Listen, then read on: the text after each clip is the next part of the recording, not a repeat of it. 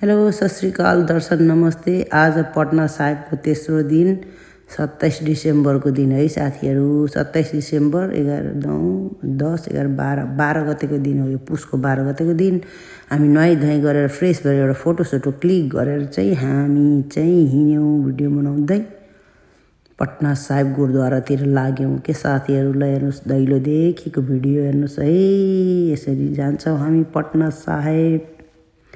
बिहानै त्यति भिड हुँदैन, बेलुका हुँदै गएपछि यति भिड हुन्छ। त्यही पटनावासीहरू है पुरै पटनै उर्लेर आउँछन् कि बिहान चाहिँ त्यति हुँदैनन् साथीहरू। बेलुका चाहिँ यसै गोडासोडा धोएर हामी तख्त श्री पटना साहिब हरमन्दर पटना साहिब हामी लाग्यौँ, जहाँ गुरु गोविन्द सिंह भगवानको जन्मथलो है साथीहरूलाई। हेर्नुहोस् तपाईँहरू नपुगे पनि हाम्रो गुरुको दरबार दर्शन गर्नुहोस्।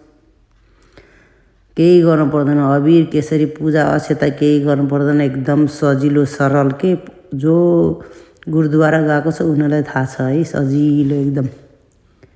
त्यही भएर नि सफा हुन्छन् कि यो अबिर अक्षता त्यति गर्नु पर्दैन नि त, गर्नै पर्दैन त्यति होइन, गर्नै पर्दैन कि साथीहरूलाई। हेर्नुहोस् यसरी एकदम चिसो भएको बेलाहरू गोडा धोएपछि यसरी हिँड्ने बाटोमा हेर्नु पुरै बिछाइदिएछ, दरी बिछाइदिएको छ।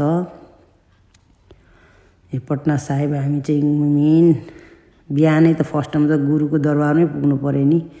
मेन गुरुद्वारामा त जानु पऱ्यो। जतिपल्ट गयो नि आफूलाई चित्त बुझ्दैन नि त साथीहरू, आफूलाई मन भर्दैन भने जस्तो कि मन्दिर पुगेपछि। अनि यो निशान साहिबलाई हामी दर्शन गर्छौँ। पहिला निशान साहिब भने चाहिँ गुरुद्वारामा यसरी राखेको हुन्छ निशान साहिब।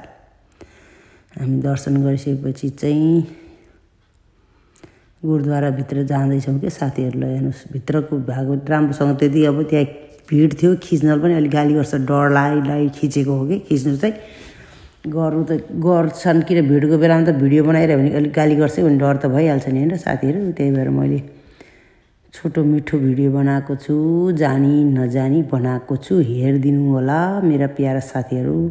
ल दर्शन गर्नुहोस् है गुरु गोविन्द सिंह भगवानको दरबार पटना साहिब।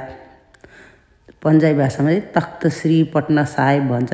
तख्त श्री हरिमन्दर पटना साहिब दर्शन गर्नुहोस् है साथीहरू। घर बसी बसी पटना साहिब भित्रबाट मैले खिचेको, चारैतिरबाट खिचेको छु। हेर्नुहोस् एउटा दुइटा फोटो पनि क्लिक गऱ्यौँ दर्शन गरे बाहिर निक्लेपछि। ग्रुप चाहिँ टन्नै थियो साथीहरू। हामी चाहिँ सबै छुट्टिँदो रहेछ कि, हामी 9 जना चाहिँ सँगसँगै थियो। अनि त्यसपछि आयौँ बाललीला, जहाँ बालापन बितेको ठाउँ चाहिँ बाललीला, बच्चामा खेल्ने ठाउँ भनौँ न, बस्ने ठाउँ होइन। यो बाललीला गुरुद्वारा हो। हेर्नुहोस् है चारैतिरबाट राम्रोसँग मैले भिडियो चाहिँ बनाउन पाएन कि साथीहरू। हतारमा चोरी होला भन्ने डर, साथीहरू छुट्ला भन्ने डर होइन। अब छोरा मान्छेहरू कता हो कता, हामी मान्छेमा त दौडी गएको थियो। बाललीला दर्शन गरेपछि हामी चाहिँ फेरि गङ्गा नदीको तीरतिर दर्शन गर्न गयौँ। गङ्गाजीको दर्शन गरिसकेपछि चाहिँ यसो मेरो सविता बहिनीले चाहिँ जल ल्याएर छर्किदियो हामी सबैलाई। हामी त्यहीँ भएर पनि दर्शन गर्न नगएको कि अल्छी भएको। गर्नु त गऱ्यो फेरि साथीहरू, त्यसो चाहिँ नभन्नु। भोलिपल्ट फेरि हामी गङ्गाजीको पनि दर्शन गरेका छौँ। यो चाहिँ त्यो दिनको हो कि। हामीलाई जल छर्किँदा ल्याउँदैछन्, छर्किदिए। त्यसपछि गयौँ गुरुदा बाग भनेको चाहिँ गुरुको बगैँचा, जहाँ चाहिँ पहिला चाहिँ केही थिएन थियो कि सुक्खा लाग्थ्यो अरे। अनि जब गुरुको त्यहाँ हात पैर पऱ्यो, खुट्टा के भन्नु पाइला पऱ्यो, त्यो दिनदेखि त्यहाँ हराभरा पानीको एकदम के। त्यसपछि हामी लाग्यौँ, कहाँ लाग्यौँ थाहा छ साथीहरू? ल हेर्नुहोस्, गेस गर्नुहोस् त। ट्रेन चढ्न गयौँ। बस चढ्न गएको, बस नपाएपछि त्यो बस पुरै बन्द गरिदिएको रहेछ फेरि त्यो दिनमा। त्यो दिनमा चाहिँ गुरु भगवानको जन्मदिन थियो कि 27 डिसेम्बरको राति चाहिँ बर्थडे भनौँ न, जन्मदिन। प्रकाश पुरब भन्छ पन्जाबी भाषामा चाहिँ, जन्म जयन्ती। त्यो दिनमा हामी चाहिँ एकछिन भए पनि 2 स्टेसन भए पनि ट्रेन चढेर चाहिँ पटना जक्सनमा गयौँ।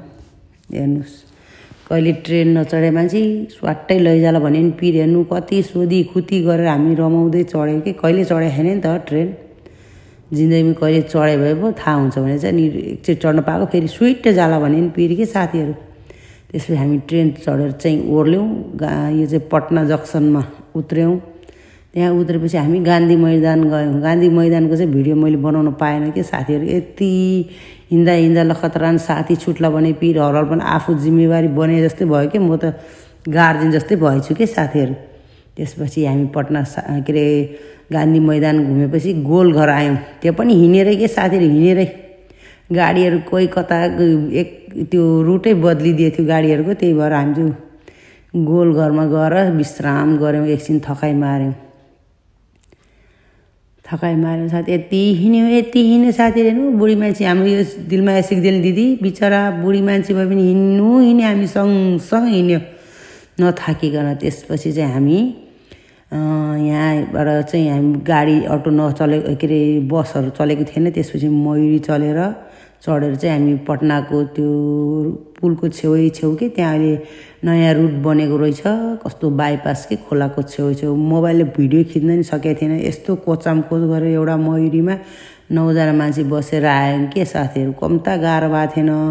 अब मोबाइल निकालेर फोटो खिचौँ, यति राति भइसकेको, यति जाडो है, मोबाइलै झर्ला भन्ने पिर।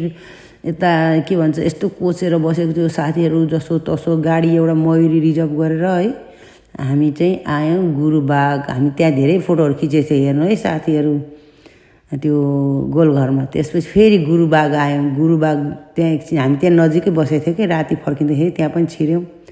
त्यहाँ गयौँ एकछिन, अब कथाहरू पनि सुन्यो होइन गुरुको। हेर्नु यहाँ तलाब छ, यस्तो सुक्खा लाग्थ्यो। यहाँ बगैँचा रुखहरू पनि रोपिन्छ के, रुख आफूले बिरुवा किनेर रोप्न पाइन्छ गुरुको नामबाट। त्यहाँ एउटा बगैँचा छ पछाडि, त्यो चाहिँ मैले भिडियो बनाउनु पाइनँ साथीहरू। त्यसपछि चाहिँ हामी आज जलसल छक्यौँ। अमृत भगवानको जल पनि खाइसकेपछि चाहिँ हामी आफ्नो रुमतिर लाग्यौँ। ल अर्को भिडियो चाहिँ भोलि आउँछ।